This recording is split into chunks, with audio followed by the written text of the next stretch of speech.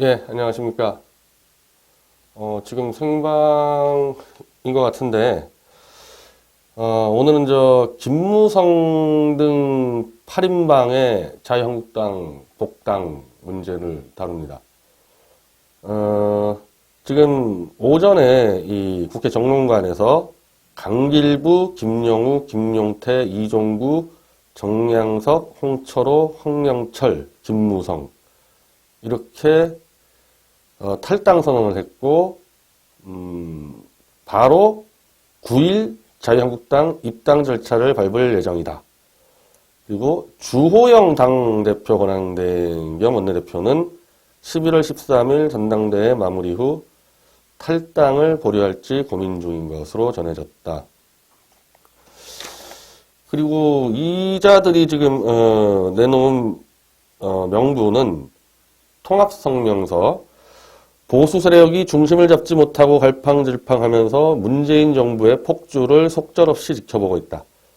대한민국의 미래를 위해서는 보수 세력이 갈등과 분열을 뛰어넘어 이유 여하를 불문하고 하나가 돼야 한다. 그래서 바른정당을 떠나 보수 대통합의 길로 먼저 갈 것. 이 명분이 좀 납득이 되십니까? 이유 여하를 불문하고 하나가 돼야 한다라고 말하려면 처음부터 자유한국당으로 기어들어올 때 박 대통령 출당을 요구하면 안 됐었죠. 그냥 기어들어왔어야죠. 그리고 아직도 이 자유한국당과 홍준표와 인간백정들은 서청원, 최경환을 내쫓겠다고 지금 의총을 준비 중인데 이런 식으로 성명서를 내면 안 되는 거예요. 저는 이게 지금 뭐 맞고 틀리고를 떠나가지고 논리적이지가 않다는 거죠. 이 사람들의 지금 성명서가. 기어들어 올려 그랬으면은 박근혜 대통령과 친박 적폐 세력을 출당을 시키고 들어가서 우리가 완전히 내쫓겠다. 친박들까지. 그래서 개혁보수로 통합하겠다. 뭐 이런 식으로 쓰는 게 맞다는 겁니다. 지금까지 이자들이 해온 행태와 주장으로 볼 때는. 그렇잖아요. 근데 갑자기 이유 여하를 불문하고 하나가 돼야 한다. 논리적이지가 않고 상식적이지가 않은 성명서를 냈다는 거죠.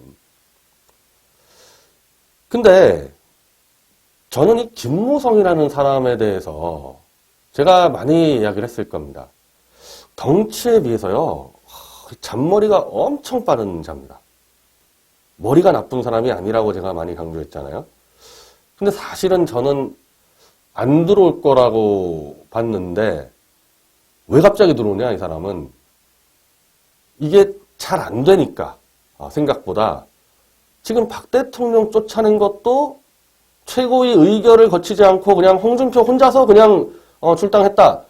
이렇게 된 거기 때문에 이게 언제 터져 나올지 모르거든요. 그리고 서청원, 최경환의 경우는 의총을 통해서 원래 107명 의원이니까 70명 이상의 찬성을 받아야 되는데 야 이게 지금 여의치 않다. 여의치 않아서 일단 김무성이 7명의 자기 부하들을 데리고 들어와서 안을 헤집어가지고 김무성이 그거 잘하거든요. 사모임 쫙 해가지고 모여가지고 좌장처럼 폭탄주 쫙 돌리고 뭐 이게 한마디로 이 구태 정치의 이 제왕인데 그런 식으로 해서 일단은 이 박 대통령과 친박들 출당까지를 마무리 짓겠다 들어와서 지금 그렇게 하겠다는 거 아닙니까? 그러면 이 사람은 그렇게 해가지고 여기서 끝내느냐? 이제 자유한국당 다시 들어왔기 때문에 그럼 다시 부산 지역구 내려가서 지자체 뛰러 가느냐? 그런 정도로 머리 나쁜 사람 아닙니다. 저는 바깥에서 자유한국당을 무너뜨려서 잡는다고 봤는데 생각보다 여의치가 않으니까 들어와서 자기가 판을 주도해서 다시 바른정당, 국민의당의 박지원과 큰 판을 짜겠다. 그 정도 큰 그림 그리고 들어온 겁니다. 그래서요, 홍준표? 저는 김무성의 머릿속에는 1차로는 박 대통령과 친박 2명을 쫓아내서 당을 장악한 뒤 2차 통합 때 당연히 홍준표는 아웃을 시키죠. 홍준표란 존재가 전혀 필요 없어요. 이 바깥의 탄핵 세력과 합치는 데 있어가지고 홍준표는 스탠스가 애매모호하지 않습니까? 애매모호하기 때문에 홍준표도 이제 김무성 손에 죽어나가게 생겼다. 솔직히 제 전략적 판단으로는 안으로 들어오든 김무성이 바깥에 있든 큰 차이 없다고 봤는데 좀 더 조급해서 빨리 들어와서 빨리 해쳐버리겠다라는 전략을 짠 거죠. 홍준표라는 사람은 너무 인덕이 없어서 이른바 친홍계라는 게 존재할 수가 없어요. 존재하지도 않았고 지금 홍준표의 오른팔로 인식되는 홍문표 사무총장, 그 김무성 사람입니다. 김무성이 보낸 사람을 홍준표가 사무총장으로 써본 거죠. 근데 이제 진짜 보스가 들어왔으니 홍문표가 김무성하고 훨씬 오래된 관계거든요. 홍문표는 이제 김무성 말을 듣게 돼 있습니다. 홍준표 말을 안 듣고. 홍준표는 이미 친박 한 3, 40명에게 집중 타겟이 돼 있잖아요. 그 얻어 터지는 거고, 오히려 김무성과 이 친박들은요, 세게 싸울 일이 그렇게 많지가 않아요. 왜? 서로 같이 안 갈 거니까. 우리가 그렇잖아요. 저 멀리 있는 애들하고 원거리 폭격전 할 필요 없잖아요. 안에 가까이 있는 애들끼리 백병전을 벌이게 되니까 김무성은 친박들보다는 홍준표를 무력화시켜서 전당대회를 추진을 할 가능성이 높죠. 무슨 전당대회냐? 통합전당대회를 추진할 가능성이 높죠. 그래서 이 바깥에다가도 좀 있을 겁니다. 한두 명. 그렇게 해서 바른정당하고 국민의당하고 합쳐서 들어간다. 들어가는데 여기서 사실 이제 한 가지 변수가 뭐냐면은 만약에 내년 지자체 때 개헌을 띄운다 그러면요. 엄밀히 말하면은 무리하게 국민의당까지, 바른정당까지는 뭐 가능한데 무리하게 국민의정당까지 통합할 이유는 없습니다. 내각제 개헌이나 중대선거구제로 개헌이 들어가 버리면은 어차피 대통령은 식물이 되고 국회 의석수대로 나눠먹는 거니까 각자 의석수 확보한 다음에 그만큼 지분으로 나눠먹으면 되잖아요. 물론 김무성 입장에서는 몸집을 불려놓으면은 지분이 커지는 거고, 바른정당 같은 경우는 합칠 생각하겠지만은 호남이라는 문제가 있는 국민의정당하고 합치지 않고 그냥 내각제 개헌으로 같이 들어가고 국민의당이 원하는 중대선거구제, 지자체부터도 가능합니다. 중대선거구제는.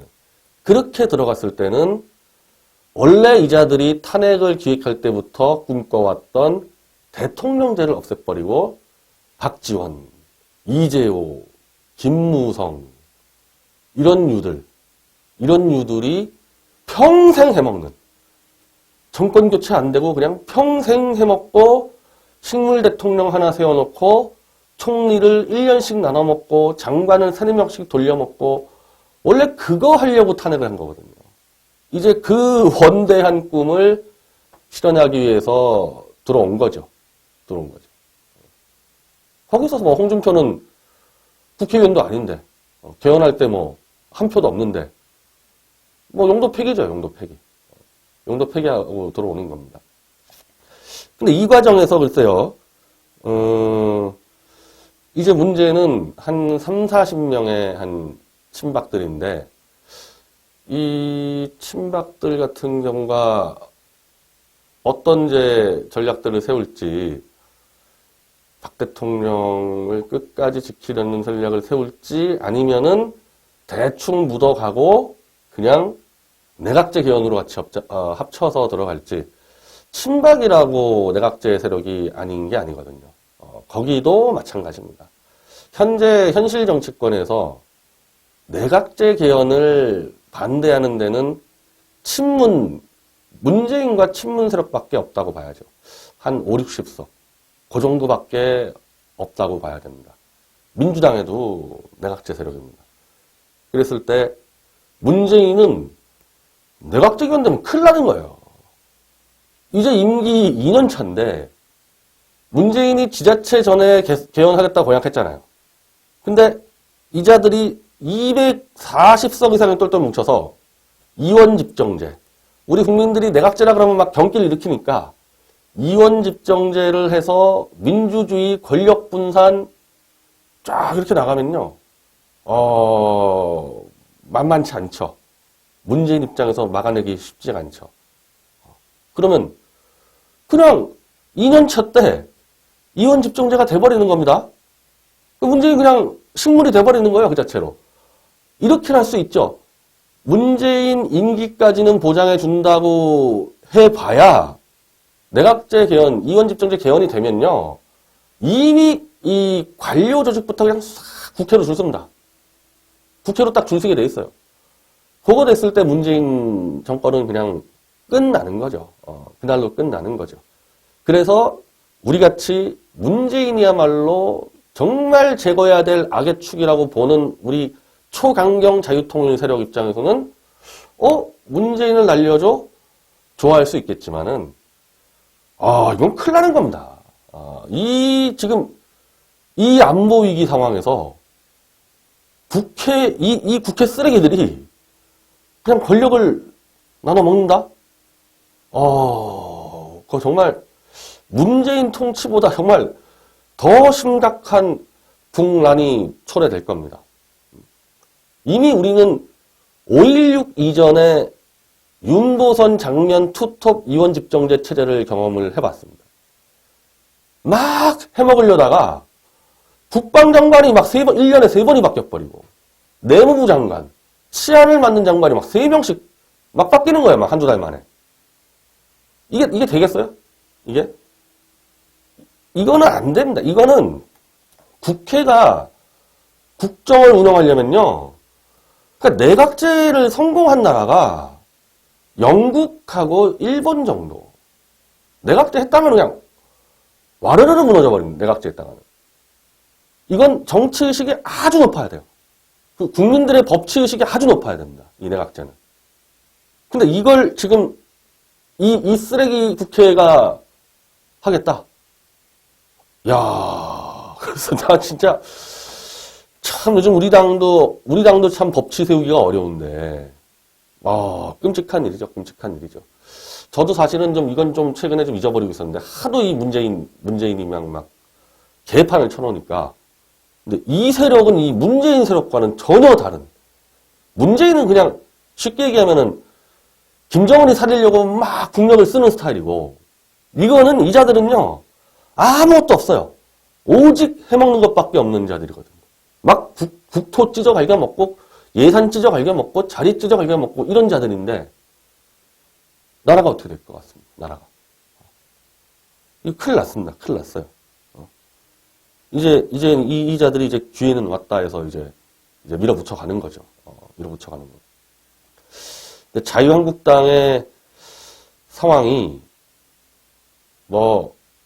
이 자들이 계획한 대로 쉽게 가진 않을 거예요. 막 진흙탕 속에 뒤엉켜가지고 또 뒤엉킨 상태에서 또 뒤통수도 치고 또 뒤에서 밀실 야합도 하고 엉망진창 될 거거든요. 엉망진창. 그런 상황에서 이걸 부드럽게 내각제로 막 어거지로 가겠죠. 어거지로 막 가겠죠. 자기들 다 밑바닥 무너지는지는 모르고.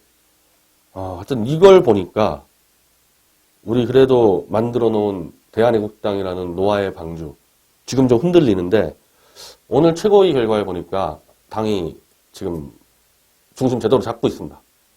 여러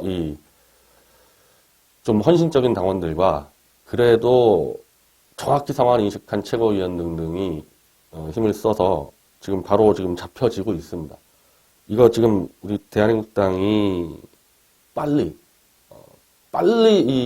바로 잡고 당세를 신속히 확장을 해서 막을 건 막고 국민에게 알릴 건 알려야죠. 그래서 뭔지는 알고 당해야 될 거 아닙니까? 지금 세력은 비교도 안 되죠. 우리하고 우리 대한애국당 조원진 대표님 한 명 있는 의석하고 이자들 240석 정도 되는 애들인데 여기랑 뭐 게임도 안 되는데 힘으로는 뭐라도 알려야지 뭘 어떻게 대응을 준비할 수 있지 않겠습니까? 하여튼 국가 초비상사태다. 김무성이 칼 빼들고 직접 들어왔다는 거는 홍준표 뭐 이딴 게 문제가 아니에요. 홍준표, 유석춘 이제 이 사람들이 문제가 아닙니다. 어차피 이 사람들 집에 갑니다. 정말 심각한 사태가 벌어졌습니다. 그리고 이제 아마도 집에 가는 게 아닐 수도 있겠네요. 유석춘이나 이런 자들 갑자기 또 이제 내각제 찬성해가지고 또 빌붙을 수 있을 텐데 지금이야 뭐 워낙 거대한 세력이니까 하여튼 우리 당원들이나 우리 지지자들 진짜 이 독립운동하는 심정으로 초긴장을 해야 되고 내일 태극기 집회는 트럼프 환영 집회인데 일단 직무정지 범위에 태극기 집회까지 포함이 됐으니까 저는 역시 참여하지 않지만 미디어치 독자들과 우리 당원들은 총력으로 참여해 주셔야 됩니다. 그리고 하여튼 뭐 신속히 진상조사가 끝나면은 바로 당무에 복귀를 할 테니까 당에 대한 희망을 접지 마시고 총력 투쟁. 거의 이거는 이승만 대통령이 나라 찾을 때 정도의 각오로 총력 투쟁을 해야 되는 상황입니다. 오늘 뭐 생방이긴 한데 제가 또 바로 또 미팅 약속이 있어서 이 정도로 마치고요. 이 관련 거는 제가 가급적 매일 제가 브리핑을 해드리겠습니다. 감사합니다.